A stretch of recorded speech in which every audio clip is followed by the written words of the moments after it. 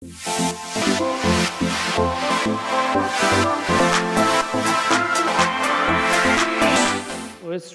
Last video में introduce किया था एरोमेटिक एसिड की एसिडिक स्ट्रेंथ के बारे में बेसिक कंसेप्ट्स को। अब यहाँ पर जो मैंने आपसे कहा था जगदम्बा सिंह साहब की बुक में ये प्रूफ दे रखा, तो प्रूफ में आपको दिखा रहा हूँ। उन्होंने साफ साफ लिखा हुआ है कि see this group and benzene ring is not in the same plane. ना तो ग्रुप और बेंजीन दोनों एक प्लेन में, डिफरेंट प्लेन्स में है। तो इसलिए इस टाइप की रेजोनेंस जो बुक्स वाले शो करते हैं और किताब शो किया, तो ये क्रॉस कर रहे हैं, इसको कह रहे हैं कि ये इस तरह की रेजोनेंस पॉसिबल नहीं है। ऐसे ही उन्होंने यहाँ पर चीज़ लिखा हुआ है कि कार्बोक्सिलेट आयन जो होता है वो भी बेंजीन रिंग के प्लेन में नहीं है, इसलिए यहाँ पर भी रेजोनेंस पॉसिबल नहीं है। इसी बात को उन्होंने अपने नेक्स्ट पेज पर भी जस्टिफाई किया हुआ है, और ये टॉपिक मैं आपको दिखा रहा हूँ, जरा देखिएगा इसको। इसमें लिखा हुआ है thus acidity of benzoic acid depends on the stability of benzoate anion which is stabilized only by inductive effect. यानी बेंजोएट एनायन का स्टेबलाइजेशन इंडक्टिव इफेक्ट के थ्रू होगा and not by resonance because carboxylic group and carboxylate ion are not in the plane of ring. These two groups will not take part in the delocalization with the benzene ring. तो ये जगदम्बा सिंह साहब की book है जिसमें ये proof दिया हुआ है, बता दी मैंने आप लोगों को। चलिए अब हम डिस्कस करते हैं इस वीडियो में इफेक्ट ऑफ सब्स्टिट्यूएंट्स। तो इसमें एक चीज ध्यान देने की है कि एसिडिक स्ट्रेंथ पर इलेक्ट्रॉन रिलीजिंग ग्रुप पर इफेक्ट क्या होता है। आप जानते हैं कि एसिडिक स्ट्रेंथ घटाते हैं और जो विड्रॉइंग ग्रुप्स हैं वो एसिडिक स्ट्रेंथ को बढ़ाएंगे। तो जरा देखें हम यहाँ पे electron releasing groups like OCH3, क्योंकि यहाँ पर लोन पेयर होते हैं तो प्लस एम इफेक्ट के थ्रू ये इलेक्ट्रॉन रिलीज कर सकते हैं। CH3 ये हाइपर कॉन्जुगेशन के थ्रू इलेक्ट्रॉन रिलीज कर सकता है। OH पे दो लोन पेयर है, ये भी प्लस एम के थ्रू इलेक्ट्रॉन रिलीज करेगा। NH2 एमिनो ग्रुप भी एक लोन पेयर की वजह से प्लस एम इफेक्ट क्रिएट करेगा। तो they make the benzoic acid weaker, लिखा हुआ Y plus M effect as the increase negative charge on the की। अब मैंने आपसे बताया रेजोनेंस में इन्वॉल्वमेंट होगा नहीं डायरेक्टली इनका, तो फिर किस तरीके से होगा। तो बेसिकली ये इंटरनल रेजोनेंस क्रिएट करते हैं बेंजीन रिंग के अंदर, भले ही वो डायरेक्टली डीलोकलाइजेशन बेंजीन रिंग का कार्बोक्सिलिक ग्रुप के साथ या कार्बोक्सिलिक आयन के साथ ना हो, लेकिन जो इंटरनल रेजोनेंस है वो की कार्बन पर नेगेटिव चार्ज बढ़ा देगी। जरा देखें किस तरीके से। तो लिखा हुआ है इसमें they increase the negative charge on the key carbon of the ring which develops plus I effect। अब जब की कार्बन का मतलब है बेंजीन रिंग का वो कार्बन जिससे COH ग्रुप जुड़ा हुआ है, तो जब उस पर नेगेटिव चार्ज आएगा तो वो प्लस आई इफेक्ट के थ्रू इलेक्ट्रॉन रिलीज करेगा टुवर्ड्स कार्बोक्सिलेट आयन या कार्बोक्सिल ग्रुप, और दोनों ही केस में ये प्लस H प्लस के रिलीज को डिफिकल्ट करेगा, क्योंकि COH में OH की तरफ इलेक्ट्रॉन रिलीज करेगा तो H प्लस का निकलना मुश्किल हो जाएगा, और COO माइनस की तरफ रिलीज करेगा तो नेगेटिव चार्ज की स्ट्रेंथ बढ़ जाएगी, तो उसकी स्टेबिलिटी घट जाएगी। जरा देखें यहाँ पर इस चीज को कि OCH3 से इलेक्ट्रॉन रिलीज हुआ यहाँ पर, तो ये पाइबॉन्ड रिलीज होगा यहाँ पर और ये पाइबॉन्ड रिलीज होगा इस की कार्बन पर, तो इस की कार्बन पर आ गया नेगेटिव चार्ज। अब इस नेगेटिव चार्ज की वजह से ये प्लस आई इफेक्ट क्रिएट कर रहा है टुवर्ड्स COH। तो COH पे ये इलेक्ट्रॉन रिलीज करेगा तो ये ऑक्सीजन इस H से इलेक्ट्रॉन आसानी नहीं ले पाएगा, H प्लस का निकलना मुश्किल हो जाएगा। और कार्बोक्सिलेट आयन में बात करते हैं तो उसी तरह से ये रेजोनेंस चलती है, इंटरनल रेजोनेंस से बेंजीन रिंग की कार्बन पर नेगेटिव चार्ज आया है, ये इलेक्ट्रॉन रिलीज करेगा टुवर्ड्स COO माइनस आयन, नतीजा COO माइनस की स्टेबिलिटी घट जाएगी।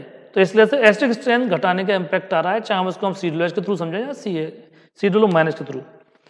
अब इसके अपोजिट देखते हैं, तो जो इलेक्ट्रॉन विड्रॉइंग ग्रुप्स हैं, चाहे वो माइनस एम के थ्रू क्रिएट कर रहे हैं इस इफेक्ट को या माइनस आई के थ्रू, जैसे कि NO2, F, Cl etcetera, they develop positive charge on the की कार्बन। जैसे यहाँ नेगेटिव चार्ज डेवलप हुआ था वैसे यहाँ पॉजिटिव चार्ज डेवलप होगा, which develops minus I effect. वो इलेक्ट्रॉन विड्रॉइंग इफेक्ट क्रिएट करेगा on COOH group as well as on COO minus group and make the release of H plus easier, क्योंकि COO minus की stability बढ़ाएगा, इसलिए stability बढ़ने की वजह से H प्लस आसानी से रिलीज हो जाएगा एंड दस इंक्रीज द एसिडिक स्ट्रेंथ। जरा इसमें देखिएगा, इसकी रेजोनेंस को हम देखें तो NO2 ग्रुप के O ने इलेक्ट्रॉन छीना पाई इलेक्ट्रॉन N से, तो N छीनेगा बेंजीन रिंग से इस तरीके से, और ये वाला कार्बन छीनेगा इससे, तो यहाँ की कार्बन पे आएगा पॉजिटिव चार्ज देगी। तो अब ये माइनस आई इफेक्ट क्रिएट कर रहा है। कार्बोक्सिलेट आयन में भी यहाँ पॉजिटिव चार्ज आएगा तो माइनस आई इफेक्ट ये भी क्रिएट करेगा। अब इसका इम्पैक्ट देखते हैं। यदि हम सारे ग्रुप्स की बात करते हैं कि कुछ रिलीजिंग कुछ विड्रॉइंग ग्रुप्स को हमने सबको एक साथ लिया, तो यहाँ पर nitro paranitro benzoic acid is stronger than parachlorobenzoic acid, क्योंकि ये लगाता है -M और -I इफेक्ट दोनों। -M पैरा पोजिशन पे स्ट्रॉन्ग होता है काफी, क्लोरीन लगाएगा +M जो काफी वीक होता है, और -I लगाता है वो भी बहुत स्ट्रॉन्ग यहाँ पर नहीं है, इसलिए कंपेरेटिवली ये वीकर एसिड हो जाएगा देन नाइट्रोबेंजोइक एसिड। फिर आता है नंबर बेंजोइक एसिड का, फिर ये आता है पैरा मिथाइल बेंजोइक एसिड, और ये पैरा मिथॉक्सी बेंजोइक एसिड और पैरा हाइड्रोक्सी बेंजोइक एसिड। तो जरा इनमें एक चीज देखें, ये K dash value, K dash का मतलब मैंने आपको पहले बताया था, K डैश का मतलब K 10 to power 5, K to 10 to power 5, इसको हम K डैश लेते हैं, यानी कि इसकी वैल्यू 36 × 10⁻5 वैल्यू होगी, क्योंकि हमने खाली 36 लिखा हुआ है। इसकी 10.3, 6.3, 4.2, 3.4, 2.6, तो वैल्यू जस्टिफाई कर रही है कि एसिड की स्ट्रेंथ इस तरीके से घट रही है। ये 3 इलेक्ट्रॉन रिलीजिंग ग्रुप है, ये दोनों इलेक्ट्रॉन विड्रॉइंग ग्रुप है। इसमें यदि हम साइनाइड ग्रुप भी लेते हैं तो उसकी एसिडिक स्ट्रेंथ इन दोनों के बीच में आएगी, पैरा ग्रुप पर पोजीशन साइनाइड ग्रुप लगाते हैं तो। अब एक इंटरेस्टिंग इफेक्ट आता है ऑर्थो इफेक्ट। ऑर्थो इफेक्ट का मतलब ये है कि वेदर इलेक्ट्रॉन रिलीजिंग ग्रुप है या इलेक्ट्रॉन विड्रॉइंग ग्रुप है, यदि if it exist on ortho position, तो इसका जो इम्पैक्ट जाता है वो कुछ स्ट्राइक इफेक्ट की वजह से है, कुछ इलेक्ट्रॉन इफेक्ट की वजह से। उसका जस्टिफिकेशन बहुत प्रॉपर नहीं है, लेकिन ऑर्थो सब्स्टिट्यूट एसिड जो होते हैं वो स्ट्रॉन्ग एसिड ऐसे होते हैं than isomeric acids, means meta para के मुकाबले, और यहाँ तक कि बेंजोइक एसिड से भी स्ट्रॉन्गर होते हैं, चाहे रिलीजिंग ग्रुप है चाहे विड्रॉइंग ग्रुप है। इसमें एक एक्सेप्शन है NH2 ग्रुप का, तो लिखा ortho isomer of every substituted benzoic acid is stronger than Meta and para substituted benzoic acids and simple benzoic acid also, irrespective of the nature of the group, that is whether electron releasing or electron withdrawing group। यहाँ पे exception बताया था NH2 group का है। This is called ortho effect and it is suppose to be due to electronic factor as well as steric factor, और main factor इसमें steric factor ही माना जाता है। अब जरा पैरा इफेक्ट की बात करते हैं। पैरा इफेक्ट क्या चाहिए? पैरा इफेक्ट मैंने आप लोगों को पढ़ा रखा है पॉम रूल। पॉम रूल का मतलब होता है कि जहां कहीं भी मेसोमेरिक इफेक्ट होगा वो सबसे ज्यादा पैरा पोजिशन इफेक्ट होता है, देन ऑर्थो होता है, और मेटा पोजिशन से तो मेसोमेरिक इफेक्ट होता है नहीं, चाहे +R हो, +M हो, -M हो, या +R -R हम कुछ भी बोले इसको, तो मेटा पे तो होता नहीं, इसलिए इसको हमने पॉम रूल के फॉर्म में डिफाइन करते हैं। तो इसको ऐसा लिख सकते हैं कि para has more effect than ortho और देन मेटा। तो अब पॉम रूल में ऑर्थो इफेक्ट तो हमारा बिल्कुल डिफरेंट होगा, तो हम कहेंगे यहाँ पर इलेक्ट्रॉन रिलीजिंग इफेक्ट है तो पैरा पर मेटा से ज्यादा होगा, और इलेक्ट्रॉन विड्रॉइंग इफेक्ट है तो वो भी पैरा पर मेटा से ज्यादा होगा, यदि हम स्पेशली मेसोमेरिक इफेक्ट की बात करते हैं तो इफ एनी ग्रुप रिलीजेस और withdraws electrons by mesomeric effect then it has stronger effect from para position than from meta position. तो -M ग्रुप क्या करेगा? -M ग्रुप जैसे NO2 है या साइनाइड ग्रुप है, they will make para isomer stronger than Meta isomer, क्योंकि electron बहुत ज्यादा स्ट्रांगली विड्रॉ करेंगे। और +M ग्रुप और +H ग्रुप्स होते हैं जैसे CH3, OCH3, NH2 और OH, they will make para isomer weakest, यानी मेटा से कमजोर होगा, बाकी सबसे वीकर हो जाएगा। अब यहाँ पर बात करते हैं इंडिविजुअल केसेस की बात करते हैं। पहला केस ले रहे हैं जहाँ पर -M ग्रुप्स लगे हुए हैं जैसे कि NO2 और CN। तो यहाँ पर ऑर्डर आएगा, general order, ortho derivative stronger than para than meta than benzoic acid plane वाला आएगा। एग्जांपल देखिए, ऑर्थो नाइट्रो बेंजोइक एसिड में इसमें ऑर्थो इफेक्ट की वजह से स्ट्रॉन्गेस्ट होगा।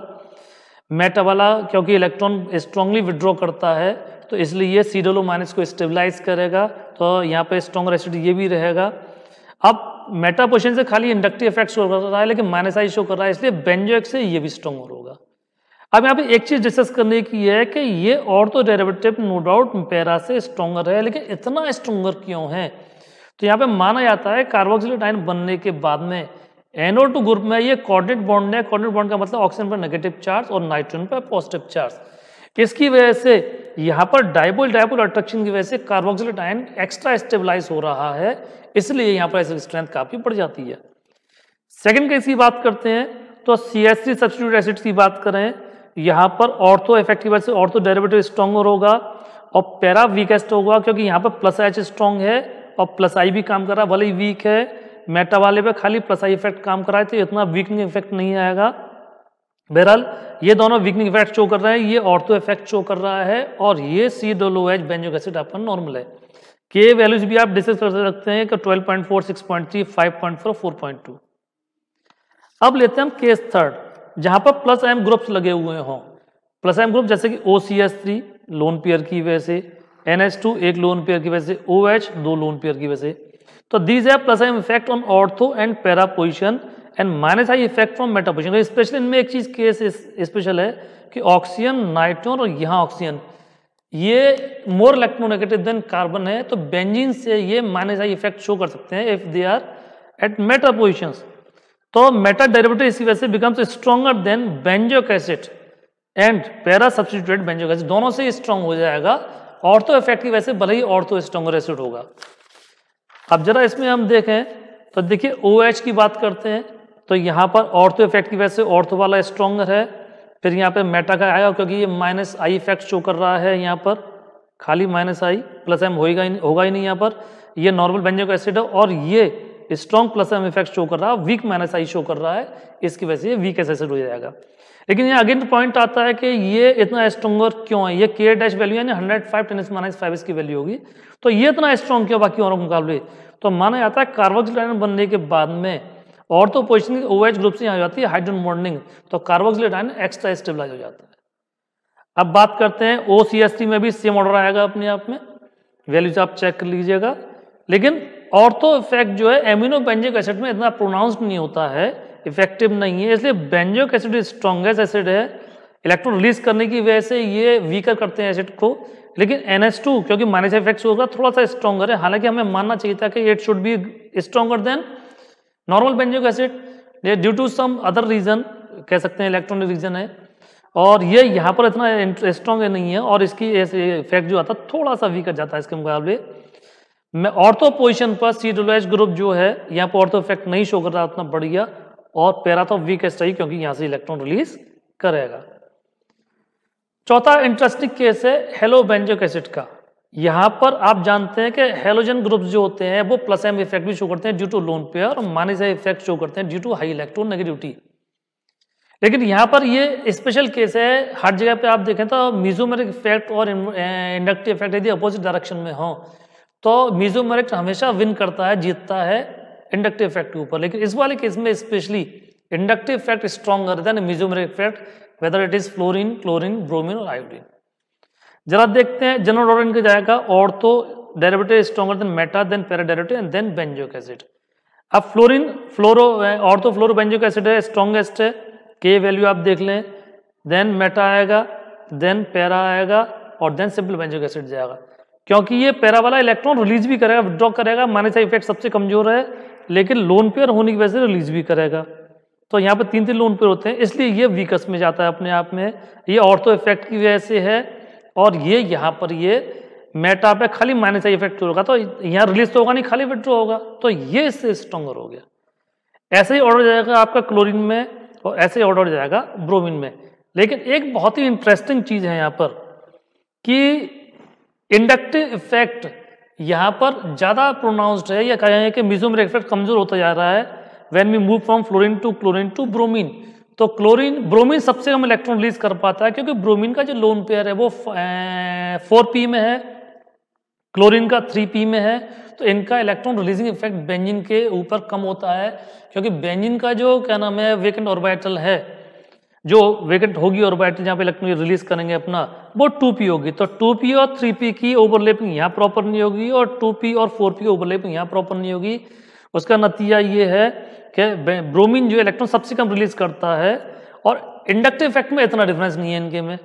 तो एक इंटरेस्टिंग चीज आती है कि for the same substituted derivatives order आएगा ब्रोमोबेंजिक एसिड स्ट्रॉन्गर है, देन क्लोरोबेंजिक एसिड है, देन फ्लोरोबेंजिक एसिड है। आप देखें ऑर्थो में देखें तो ये 1.4 × 3 है, ये 1.2 × 3 है, और ये 5.4 × -4 है। इसको ध्यान दीजिएगा, वैल्यू पे नहीं। ऐसे ही यहाँ पर ऑर्थो मेटा वाले में ये दोनों ऑलमोस्ट नियर है, लेकिन स्लाइटली ग्रेटर होता है ये, और ये वाला कमजोर पड़ता है फ्लोरीन वाला। हालांकि यहाँ खाली इंडक्टिव इफेक्ट काम कर रहा है, इसलिए इतनी डिफरेंस नहीं जाएगा यहाँ पर। अब इस वाले केस में देखते हैं पैरा पोजिशन में भी यहाँ पर ये 1.1 × -4 है, ये 1 × -4 है और 7.2 × -5 है, यानी कि bromobenzoic acids stronger than chloro than fluorobenzoic acids. तो यहाँ पर हमने डिस्कस किया है बेंजोइक एसिड के डिफरेंट सब्स्टिट्यूटेड डेरिवेटिव्स को, और नेक्स्ट वीडियो में हम डिस्कस करेंगे और केमिकल प्रॉपर्टीज को। Thank you guys, good night, thank you.